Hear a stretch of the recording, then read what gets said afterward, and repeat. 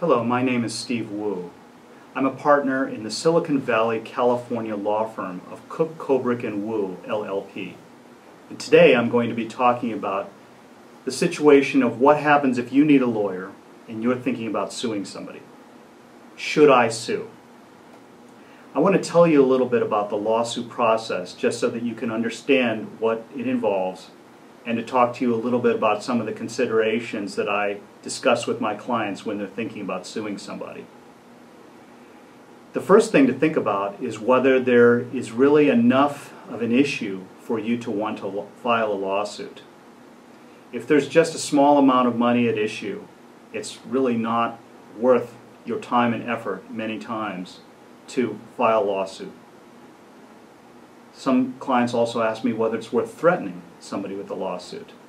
And what I tell my clients is, if you aren't prepared to follow through with filing a lawsuit, it's often not worth your time to threaten to file a lawsuit, because the other side can always call your bluff.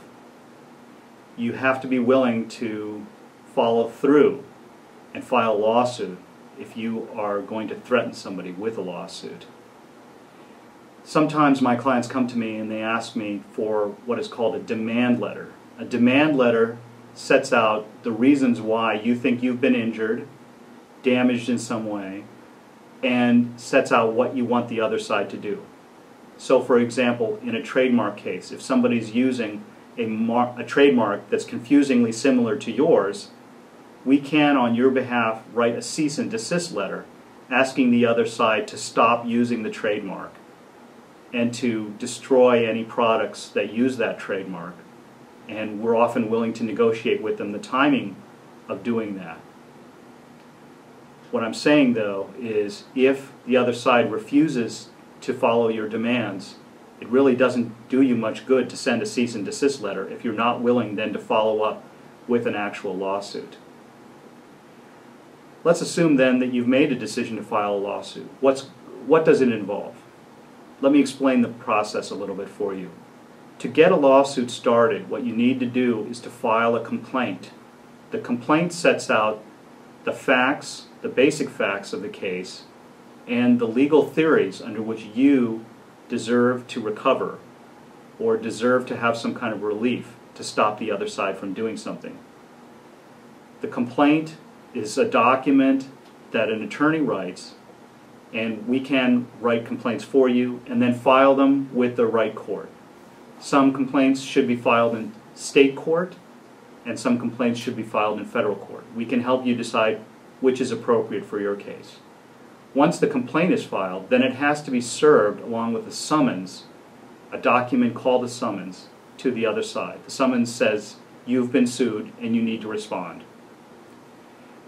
We can use a process server, what's called a process server, to deliver the papers to the other side.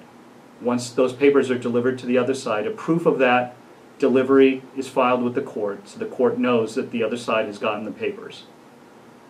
Once the complaint is filed, then the defendant, that is the party responding to the complaint, has a certain amount of time either to file what's called an answer, saying that that party denies the claims in your complaint, or can file another kind of document to try to get some immediate relief from your complaint.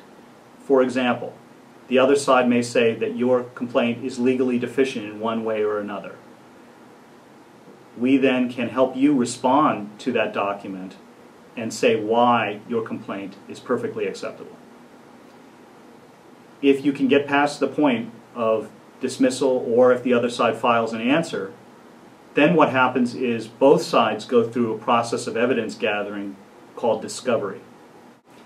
In federal court, the parties are required to exchange a certain amount of information without request. But in either state or federal court, the parties can then start the evidence gathering process in three ways. First, the parties can send each other written questions that the other side has to answer under oath. Those questions are called interrogatories. Those questions are useful for asking for information that the other side has to look up. That's an example of why an interrogatory would be helpful. Perhaps the heart and soul of the evidence gathering process is requests for documents and requests for electronically stored information. Records are helpful to back up a party's version of the facts or to dispute the other side's version of the facts. So parties can request that the other party deliver paper documents or electronically stored information, and the requesting party can then review those documents or review that electronically stored information. The third kind of evidence gathering is called a deposition. A deposition occurs when an attorney asks a witness to appear, and the attorney asks questions in person of that person, and the witness has to answer those questions. The witness answers under oath, and a court reporter writes down both the question and the answer. So there's a transcript created of the questions and answers. Often those depositions are videotaped as well, so there's a video record of the questions and answers. After the evidence gathering process is done, then there may be a process called summary judgment. The defendant, your opponent in the case, may be saying to the court, we deserve to win this case before it goes to trial. One of the reasons might be because the defendant claims that your case is legally deficient in one or more ways, or it may be that the defendant is saying, after you, the plaintiff, have had a chance to go through this evidence gathering process, you haven't come up with enough evidence to support your case. Or the evidence is so overwhelming for the defendant that no reasonable juror could find in your favor. Assuming that you get past the motion for summary judgment, then your case will go to a trial. Typically the trial is between 12 and 18 months after you file your complaint. So it's not something where you can immediately get a recovery against the other side. You may have, for damages, you may have to wait for 12 to 18 months, and sometimes it's even longer if the judge has a particularly large caseload and hasn't been able to resolve some of the aspects of the case. The trial is, as you perhaps understand and may have seen, it involves asking witnesses to testify about the facts in the case, and then either a judge or jury resolves the case by rendering a verdict. After the verdict, the parties may file what are called post-trial motions. The losing party can say that that party deserves to win and ask the judge to overturn the verdict, or that party might ask the judge for a new trial for various reasons.